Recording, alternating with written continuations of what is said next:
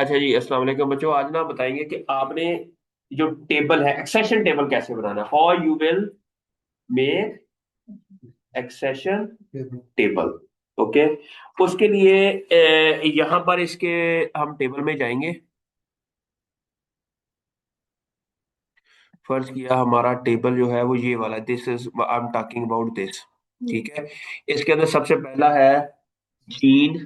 फर्ज किया इसको मैं थोड़ा सा नीचे कर दूं। इसमें क्या है, सबसे पहला जो कॉलम है उसमें वो कॉलम है जीन नेम। क्या है? Gene name. दूसरे में आपने ये जो है ना, ये एक सेशन टेबल है उसी का, जो ओरिजिनल वेबसाइट वाला उसका एक्सेशन आईडी है। ठीक है। और यहाँ पर अगर आपने एनसीबी जियो का कोई और किसी, अगर उसी तरह का जीन का आईडी किसी और क्रॉप के अंदर है, जिसमें आप एनसीबी जियो के लिए करते हैं ना किसी और क्रॉप से, तो वो हम उधर इधर लिख देंगे। उसके बाद है इसका क्रोमोसोम नंबर। यहाँ ये जो एक्चुअली ये वाला जो है ना, ये क्रोमोसोम नंबर है। सॉरी, ये क्या है? क्रोमोसोम। GM01 का मतलब है ये क्रोमोसोम नंबर 1। ठीक है। उसका स्टार्ट और एंड, फिर उसकी डायरेक्शन क्या है, ये सारी इंफॉर्मेशन आपको मिलेगी कहाँ से। आपने क्या करना है कि कुछ ना आप आपकी वो किधर है, आपने भेजी है मुझे उसकी सीक्वेंस। किसकी? जी सर, मेरे उधर देखे ना जरा, ऊपर होगा। सारे इकट्ठे भेजे हुए हैं, 13-14 चीजें, बाकी भी भेजी होगी। नहीं भेजी। अच्छा सर, वो ऊपर होंगे तो आपको कोई और तो नहीं है? नहीं सर, यही नंबर है वैसे तो। ओके, फर्ज किया हमने ना क्या करना है। ये जो हमारे पास कोई सीक्वेंस है, पेप्टाइड सीक्वेंस। फर्ज किया आपका PR1। ठीक है। हमने देखा कि PR1 जो है ना, हिजबुल्ला का PR1 जो है, उसको हम ऑलवेज वी गो विद हिजबुल्लाज PR1। ठीक है। अच्छा, बोला क्या लगे इसमें आ रही हिजबुल्ला, you will go there, you have already make this table. है। आप में से सबसे आगे जो है ना, ये दोनों है, आप आतिफा। सर हमने मेरे भी टोटल 25 एनालिसिस हुए और थे। लो जी कसम है। 22 या 25 ओके। सारी सारी ओके। पेपर। अच्छा अच्छा, okay okay okay okay okay okay okay. अब आपने क्या करना है कि इस सारी सीक्वेंसेस को कॉपी करना है, या एक को कॉपी कर लें। ठीक है। आपने क्या करना है कि फाइटोसोम में जाना है। तो आपने कहाँ जाना है? फाइटोसोम में जाके आपकी क्रॉप जो है मालस डोमेस्टिक है। पहले हम मालस domestica. Which one is this? there's only one here. Okay, go here and then blast it and then paste it there. Okay, and then go. जो भी आपकी पहली जो द सीक्वेंस दैट इज, भी आपकी हर सीक्वेंस के साथ जो पहली सीक्वेंस आएगी वही उसका जीन आईडी होगा, वही उसका। ओके। अब यहाँ पर उन्होंने कहा है कि जो आपका प्रोटीन है ना, ये वाला, इसमें हमने प्रोटीन आईडी ये है, किसके साथ है? इसको ओपन तो नहीं करना जी? जी में जाना है आपने। क्या? जी को आपने क्लिक किया। ओके। और क्लिक करने के बाद here is your gene ID, this is your gene ID. आपने यहां से इसको कॉपी कर लेना है और इसको आपने इधर जाके इसकी जगह पेस्ट कर देना है। इसका नाम है PR1, आपका कैप 1। किया आपका है MD कैप 1, उसका जीन आईडी ये हो गया। This is okay. अब आपने नेक्स्ट क्या करना है कि इसकी ना, अब ये पैथोजन से रिलेटेड 1 है, ये रिवर्स, और इसकी ना क्रोमोसोम नंबर क्या है? Chromosome number is 10। आपने और इसकी ये अ, ये आपने इसको कॉपी करके आपने इसको क्या करना है कि इसमें ये स्टार्ट है, इसमें क्रोमोसोम की जगह आपने लिख देना इधर 10। टेबल से हमें क्या शो हो रहा है? टेबल ना हाँ, आपकी हर जीन की सारी इंफॉर्मेशन उसके रिलेटेड काफी हद तक इंफॉर्मेशन आपको यहाँ से मिल जाएगी। तो उसका आपने रीनेम, जो आपने इसको रीनेम कर दिया ना दिस वन, ये उसका ओरिजिनल जीन आईडी था। यहाँ पर ये क्रोमोसोम नंबर 10 पे था। अब यहाँ पर स्टार्ट और एंड क्रोमोसोम नंबर 10 के ऊपर भी कि किसके ऊपर होगा, समझ आई ना। This is a chromosome number 10। फर्ज के ये क्रोमोसोम है, क्रोमोसोम नंबर 10 है ये, और ये यहाँ पर है, यहाँ पर है, यहाँ पर। अगर ये नंबर 1 न्यूक्लियोटाइड है, ये 5,60,775वां न्यूक्लियोटाइड है, फर्ज किया। तो हम आपका न्यूक्लियोटाइड आ रहा है यहाँ से लेकर यहाँ तक, तो इसको हम स्टार्ट पॉइंट कहेंगे और इसको एंड पॉइंट कहेंगे, सीक्वेंस ना। अब यहाँ पर वो कह रहा है कि ये जो है ना, इसका स्टार्ट और एंड है ना, वो अभी मैं जो पेश कर रहा हूँ, ये इसका स्टार्ट है, यहाँ 2 पॉइंट्स है, उसके बाद ये हो गया इसका, ये एंड है। अब यहाँ से इसको कट करेंगे और ये वाला इसका एंड इसमें एंड में लिख देंगे, ठीक हो गया। अच्छा, अब यहाँ पर क्या है, रिवर्स है। अगर रिवर्स है तो यहाँ पर आर लिख देंगे, अगर फॉरवर्ड है एफ लिख देंगे, ठीक है। और ये यहाँ पर इसको ये पॉइंट्स भी खत्म कर देंगे इसमें, और ये भी खत्म हो जाएंगे, ठीक हो गया। ये सारे कॉलम यहाँ तक कंप्लीट हो गए। अब आपने क्या करना है, इसके अंदर अमाइनो एसिड कितने हैं इसके अंदर, अब आपने मालूम करना है कि इसके अंदर, इस प्रोटीन के अंदर ए क्या है, अमाइनो एसिड, ए क्या है, अमाइनो एसिड।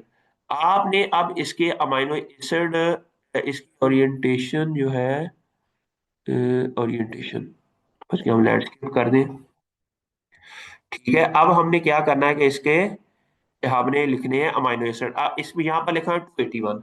अब ये कैसे पता चलेंगे कि इसके कितने हैं, तो आप इसके नीचे जाएंगे, यहाँ पर लिखा होगा, ये है प्रोटीन पेप्टाइड, कितने हैं इसके अंदर, 161। क्या है, 161। हर जीन का हमने अलग अलग ये काम करना है।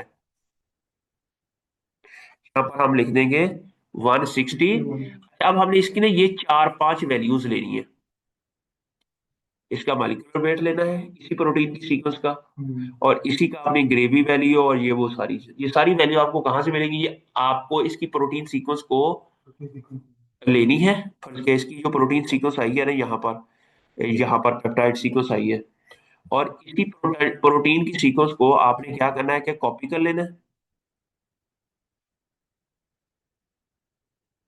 स्टार के बगैर, कॉपी किया। अब आपने जाना है प्रोटोप्रैम टूल, कहाँ, प्रोटोप्रैम टूल में जाना है, इंटरनेट पे सर्च करना है। आपने यहाँ जाके इसकी प्रोटीन की सीक्वेंस पेस्ट कर देनी है यहाँ पर, जहां पर इसकी प्रोटीन की सीक्वेंस जब हम पेस्ट करेंगे, इसमें हर एक को अलग अलग करना पड़ेगा। ये टेबल ऐसा है कि तो इसमें थोड़ा सा मेहनत करनी पड़ेगी आपको। इसके कंप्यूट पैरामीटर में जाएंगे तो ये हमें बता देगा इसके अंदर नंबर ऑफ अमाइनो एसिड कितने हैं, 160। इसकी पीआई वैल्यू, अब पीआई वैल्यू क्या होती है, वो आप इसकी है 5.05। क्या है, 5.05। आपने अब पीआई वैल्यू की जगह 5.05। अब पीआई वैल्यू क्या होती है, what is a pi value, pi value is the value at which p is the pH value, pi value क्या है, is the pH value at which the charge on the protein is neutral। if फर्ज किया कुछ ऐसी proteins हैं जिनके ऊपर charge होता है वो 5 pH पे 0 हो जाता है, न्यूट्रल हो जाता है। न्यूट्रल बड़े खतरनाक होते हैं, आपको पता है आजकल तो न्यूट्रल बड़े खतरनाक है, ठीक है। अगर कई ऐसी प्रोटीन्स होती हैं जिनके ऊपर 7.5 pH हो, तब उसके ऊपर न्यूट्रल चार्ज होता है।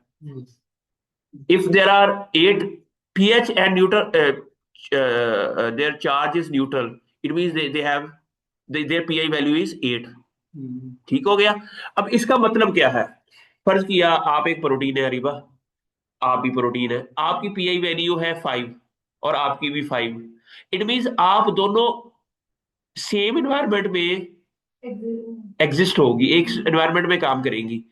आपकी your PI value is 6.5 and you will not work with in the same cell या सेम ऑर्गेनल। हम कहते हैं कि ये प्रोटीन सिर्फ रूट के अंदर एक्सप्रेस होती है। हमने देखा है कि रूट की जो पीएच है ना, रूट के सेल्स की, वो 5 होती है, रूट के पीएच के जो सेल्स होते हैं उनकी जो पीएच है वो 5 है। इट मीन अब आप रूट में अच्छा परफॉर्म करोगी। लीफ की पीएच 7 होती है, तो इसकी है 7 पीआई वैल्यू, इसके ऊपर न्यूट्रन चार्ज होता है। No she will perform better in leaf. अब PI value will tell us where the different proteins, they if they have same pi value, it means they will work in the same environment. We can classify, फर्ज किया हमने कह दिया कि अगर तो 1 से 4 के दरमियान में पीआई वैल्यू है, उसको हम ग्रुप 1 में, 4 से 6 के दरमियान में पीआई वैल्यू है, we can classify to group 2।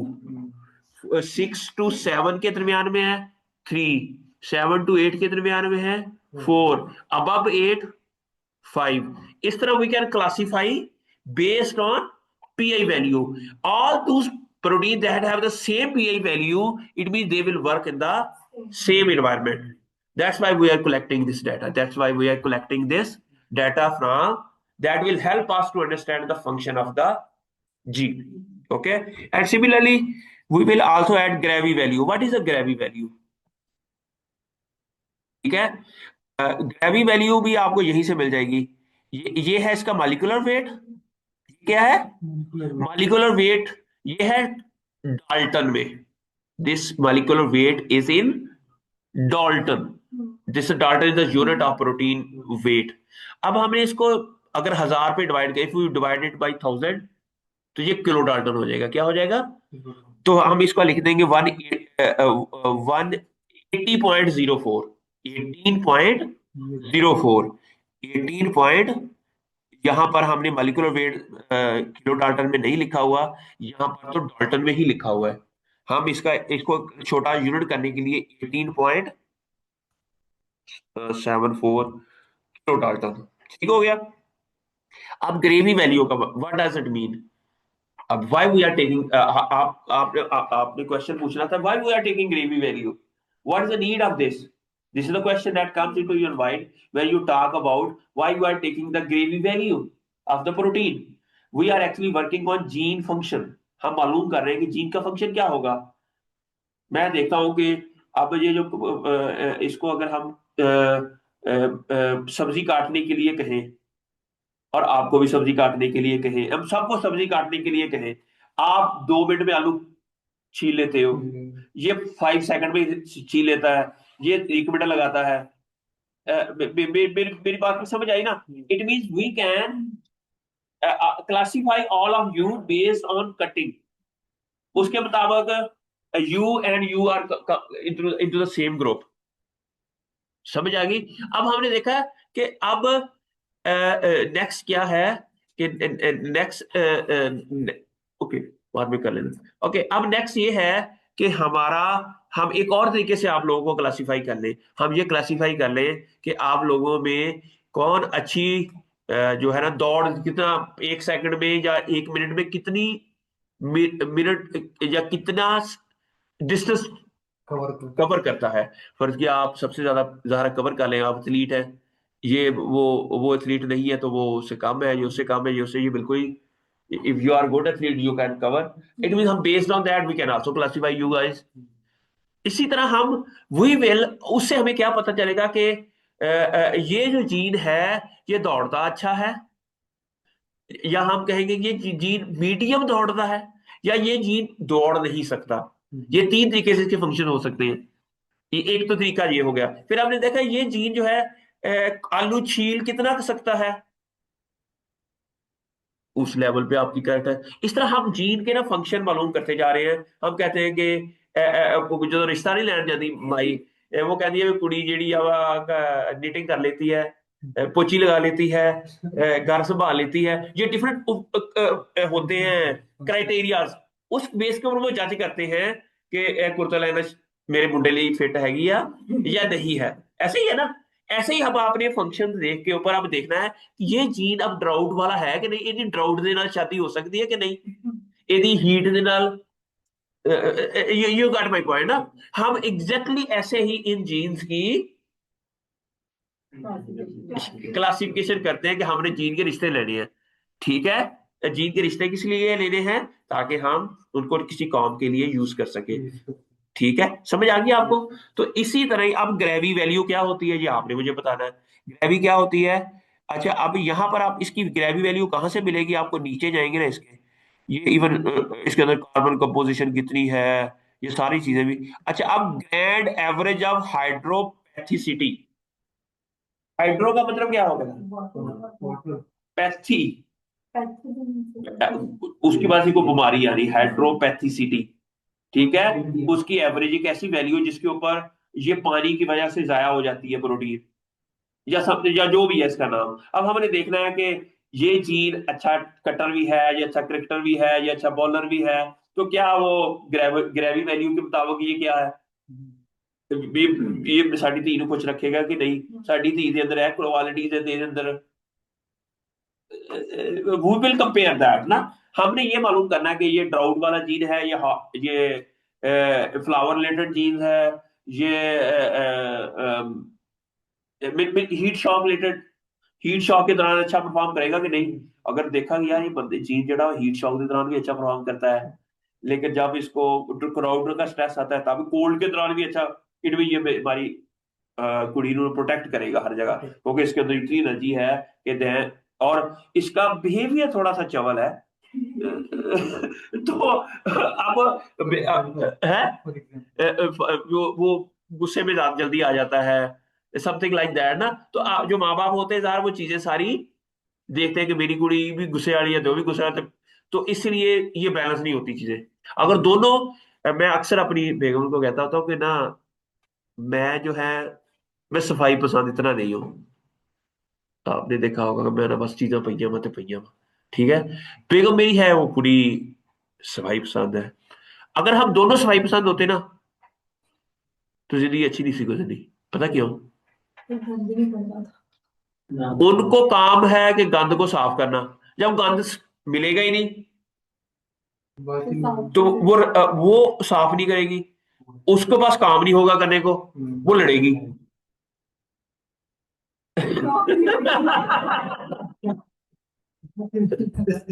मेरी बात की समझ आ रही है? इसलिए नेचर में अल्लाह मियां ने बैलेंस रखा हुआ है, देयर इज अ बैलेंस। अगर एक दोनों एक ही लेवल के बंदे हो ना, तो नहीं गुजारा। इसलिए नेगेटिव पॉजिटिव को अट्रैक्ट करता है और पॉजिटिव नेगेटिव। ये नेचर को समझे, नेचर के अंदर जो चीजें है ना वो ऐसे ही चलती हैं। यू गॉट माय पॉइंट ना। भी कैसे नेचर, यू यू अंडरस्टैंड आतिफा व्हाट आई एम, नो, लेकिन वो बाद में आपको इंग्लिश में बता देंगे। ओके, तो this is how it works, this is how it works. समझ आ गई? इसी तरह ही आपने यहां से इसकी ग्रेवी की, अब आपने ये देखना है एलिफेटिक इंडेक्स ए आई। अगर हम कहते हैं कि ये वैल्यू हम कर दो, अच्छा अब है फर्ज किया ये हमारी वैल्यू है, हम इस ये वैल्यू चैट जीपीटी को बताएं कि हमारी जीन की जो वैल्यू है ना, कि प्रोटीन की, this is the value of my protein, plant protein. ठीक है, what could be the function of, function क्या होगा, तो वो हमें बता देगा। What could be the function of this protein. अब ये इससे पूछ लेते हैं, ये हमें it means they have data. अब ये क्या कहता है कि इसका दिस इज मॉडरेट वैल्यू है, protein with AI around 70 net generally stable at physiological temperature, often soluble, often common in cytoplasm nucleus. ये बहुत ज्यादा कॉमन होती है साइटोप्लाज्म के अंदर। या अगर ग्रेवी वैल्यू नेगेटिव हो, इसका मतलब होता है negative gravy value means the protein is overall hydrophilic. Hydrophilic का मतलब वाटर में रहती है, ठीक है, और सॉल्युबल है, फंक्शन इज साइटोप्लाज्म न्यूक्लियस और chloroplast stroma, participate in interaction with DNA RNA enzyme. समझ आ रही है आपको? In this way you can easily, आपको पता होना चाहिए कि अगर नेगेटिव वैल्यू का मतलब क्या है, थोड़ी देर तक, ठीक है, और पॉजिटिव वैल्यू का क्या मतलब होता है, और ये सारी कहानी आप लोगों को इसकी जब आप लिखेंगे ना पेपर के अंदर, जी। तो you will definitely, this will help you कि आपने इसको रिजल्ट्स कैसे लिखने हैं, आपकी प्रोटीन का फंक्शन क्या होगा। ये समझ आ रही है बच्चे? लिख लेंगे। अभी हाइड्रोफोबिसिटी इतनी है, पीआई वैल्यू इतनी है, मॉलिक्यूलर वेट इतना है। तो क्या मॉलिक्यूलर वेट जो होता है वो डिपेंड करता है कि क्या तमाम प्रोटीन जिनका मॉलिक्यूलर वेट सेम हो क्या एक ही जगह काम करेगी? मुझे नहीं लगता कि इससे कोई फर्क पड़ता है। मॉलिक्यूलर वेट अगर फर्ज किया, अब आपका वेट तो है ही नहीं ठीक है, तो अब अब्दुल्ला का वेट माशाल्लाह है, तो क्या आप दोनों एक ही कमरे में बैठे हैं ना? बैट नहीं मैटर करता, पीआई वैल्यू मैटर करती है, gravy value which which matter. ठीक हो गया? चले जी, अभी आज का ये लेक्चर आप लोगों ने ये बनाना है आज टेबल।